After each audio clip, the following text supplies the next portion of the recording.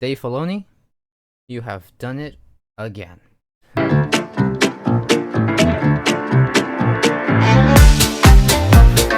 Oh my gosh, man, this episode. Wow. Okay. So the reason why this episode is coming out, this review is coming out a lot later, is because I actually went out to the theaters to watch this one, and wow, that was one of the best experiences ever when it comes to just especially watching a premiere for anything. That was pretty special.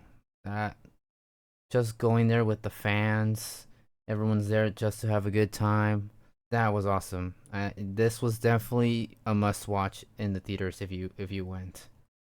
Um, and if you couldn't, man, um, this is why I went because I went for the people that couldn't go. Because honestly, I was so close to not going, but honestly, because it was so close to me, and for others, it wasn't. They just couldn't go because it wasn't near their area. I'm like, bro, I should go take advantage because not everyone was able to go even if they wanted to go. So I'm like, I'll go for them. I don't know, just a little notch why I went as well, just because I felt like I should. Well, why not? And then yeah, the fans there were awesome. The people that organized it was actually awesome. I got a poster out of it. It was a blast. It was a blast. I had so much fun at the premiere for this episode, but it did not skew what I thought about it while actually watching it. But there's a reason why it was in the movie theaters. All right. So clearly, in this episode, Ahsoka and Anakin have now talked to each other, but they didn't really talk much. They really fought the whole entire time, and it was amazing. The fighting, superb. Could have been better. No, not as good as the prequels, but it was great because Hayden was awesome. He That was just classic Anakin moves right there, and what was actually really interesting while this was happening, straight away, Jason was feeling that, like really, it was not feeling, but like also hearing that, the clashes of the lightsabers through the ocean, which was so interesting, so cool. And just him being a force user and being part of canon, it was cool as well. That storyline with Jason happening, I'm liking it. Doing pretty good so far in this episode, just like all the other characters. Awesome. um and then from there they go back to Anakin. He breaks the floor after a quick hit to the face from Ahsoka, which was hilarious. It was funny. And after that, we go straight down to the Clone Wars, man. This is it. This is my favorite part of Star Wars, the Clone Wars, and it was done justice. It was done amazingly. Wow, I, just no words. It was just awesome, just amazing that we saw this in live action Clone Wars. Should have a show for that or something because that was so cool. Seeing the clone troopers from Phase 1 first.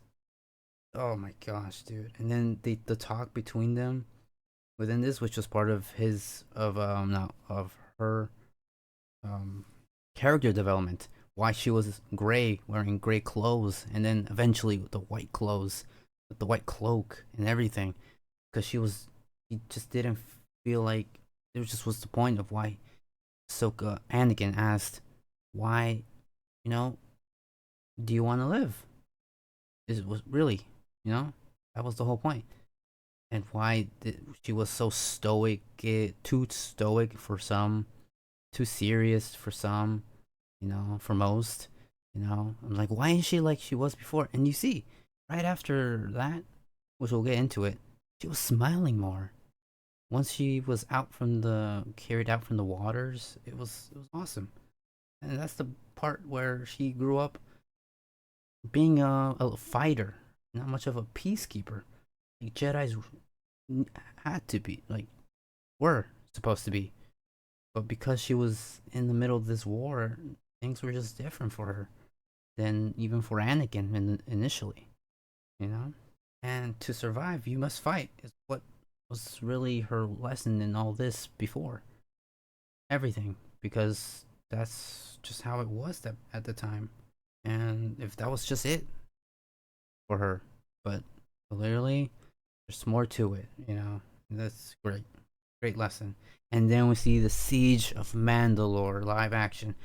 Her now this was so accurate to Ahsoka.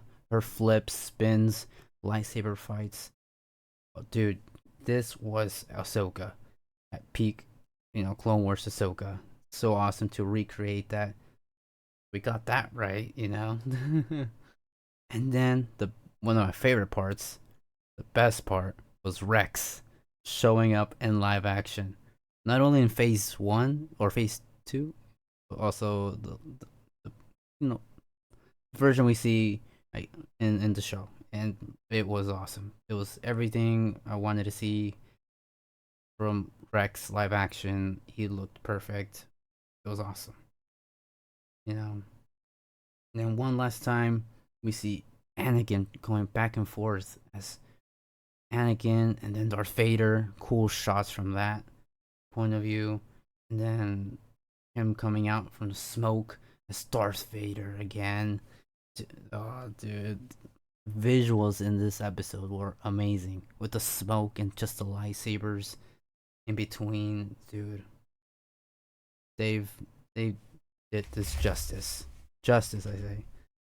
And then after that, when she was rescued, the Purgles, her with the when she was holding the half of the sphere, right?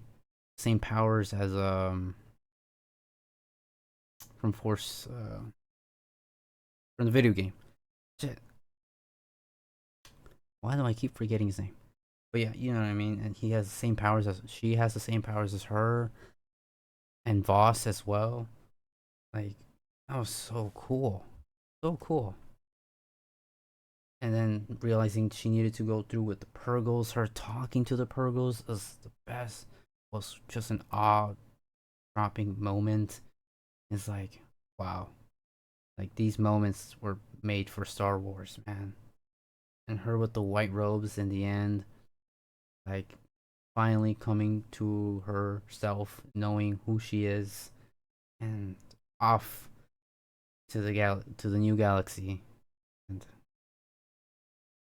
just awesome, perfect. Now this episode was way better than last episode, even better, 10 out of 10, and that's what I rated, 10 out of 10. The vibes were right. If the show is just firing all cylinders again, and next week, the last 3 episodes, here we go. Let the fun begin, right? All right. Hope you guys enjoyed. Like, comment, and hope for the best. Amori out.